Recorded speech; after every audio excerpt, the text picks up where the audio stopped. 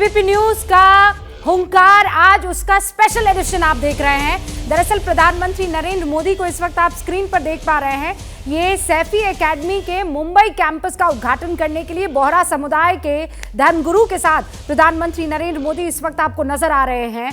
और उसके बाद जब ये प्रोग्राम हर कोई देख रहा होगा तो जहन में जरूर ये सवाल उठा होगा कि क्या प्रधानमंत्री नरेंद्र मोदी मुसलमानों को रीच आउट कर रहे हैं? क्या वो जो लगातार उन पर आरोप लगाने की कोशिश होती रहती है, एक इकोसिस्टम लगातार जो काम करता रहता है, उसको चोटिल और ध्वस्त करने के लिए ये कदम है। यहाँ पर बातचीत करने के लिए सारे खास मेहमान हमारे साथ बने हुए हैं। दो पक्ष है, एक ये कहता हुआ कि बहुत अच्छा काम है, दूसरा भी कह रहा है कि बहुत शानदार काम हो रहा है। लेकिन एक जो है वो राजनीतिक तौर पर भी, आइडियोलॉजिकल तौर पर भी बीजेपी और पीएम की मुखालिफत करते रहे हैं।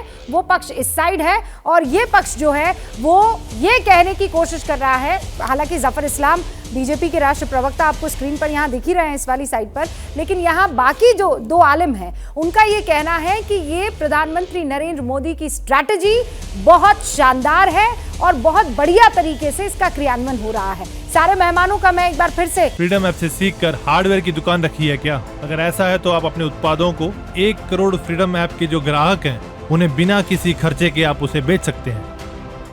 परिचय करवाऊं, साथ में ये तस्वीरें भी आपको दिखाती हूं मैं। प्रधानमंत्री नरेंद्र मोदी ऑडिटोरियम से अब आगे बढ़े और अब ये दोनों का इकलौता तस्वीर, वो जो सेशन होता है पिक्चर खिंचवाने का, फोटोग्राफ सेशन, वो ये प्रधानमंत्री नरेंद्र मोदी का इस वक्त सैयदना मुफद्दल सैफुद्दीन के साथ हो रहा है। अब ये दोनों आगे की तरफ बढ़ेंगे और एक सेरेमोनियल हॉल है वहाँ पर पहुँचेंगे, डायस पर। फिर वहाँ कुरान की आयतों को पढ़ा जाएगा और कुछ अरबी में पोएम्स जो हैं वो भी बच्चों की तरफ से प्रधानमंत्री नरेंद्र मोदी को सुनाई जाएंगी। और उसके बाद प्रधानमंत्री नरेंद्र मोदी का वहाँ पर फेलिसिटेशन होने वाला है। इन्हीं तस्वीरों के साथ हम बहस भी कर रहे हैं। कासमी साहब, प्रधानमंत्री नरेंद्र मोदी को दूसरे फिरकों से भी इसी तरीके से इस बड़े लेवल पर मुलाकात करनी चाहिए?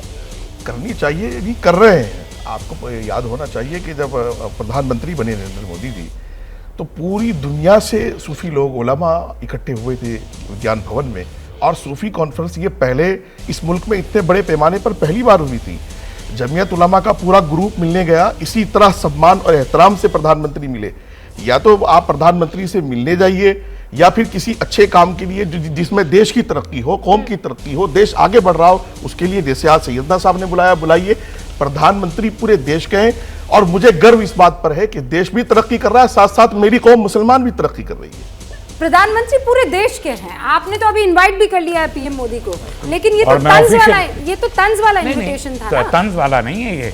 मैं बहुत ही सीरियस लेवल पर क्यों नहीं प्रधानमंत्री को बड़े-बड़े कार्यक्रमों में इनवाइट किया? मैं बहुत सीरियसली उनको इनवाइट करना चाहता हूं। और ऐसा नहीं है कि पहले प्रधानमंत्री जी से टाइम भी सीख किया गया है, प्रधानमंत्री जी ने टाइम दिया नहीं है, ये मैं ऑफिशियली कह रहा हूं। और मैं आइंदा भी मैं आपके जरिए भी ये बताऊंगा लोगों को कि हमने ये इनविटेशन भेजा है बड़े प्रोग्राम्स में जिसमें तमाम लोग, कम्युनिटी के अहम लोग मौजूद हो, हम मदऊ करेंगे।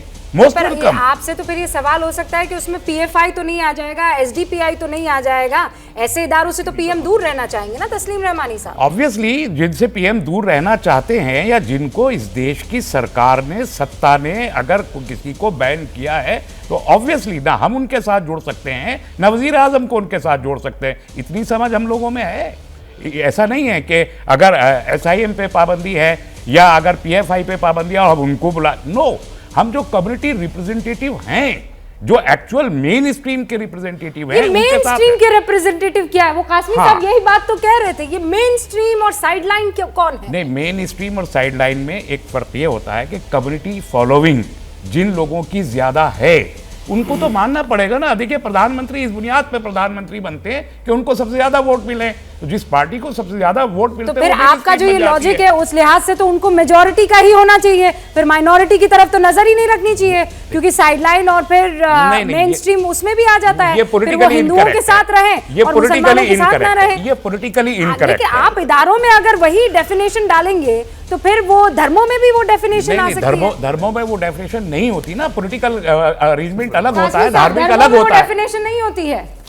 नहीं, देखिए, ये प्रधानमंत्री जी श्री नरेंद्र मोदी जी का ये ऐसा कदम है कि पूरे देश को इसके ऊपर गर्व होना चाहिए।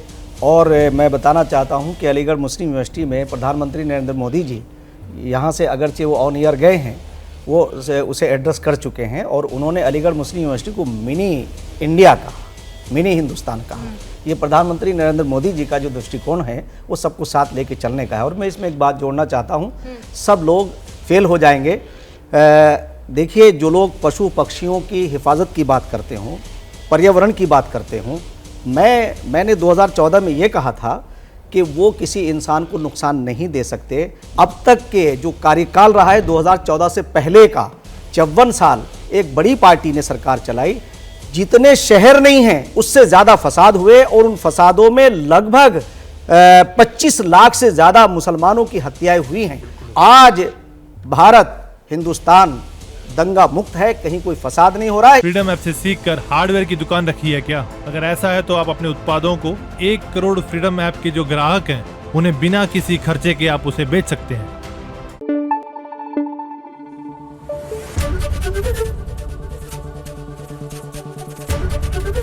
एबीपी न्यूज आपको रखे आगे।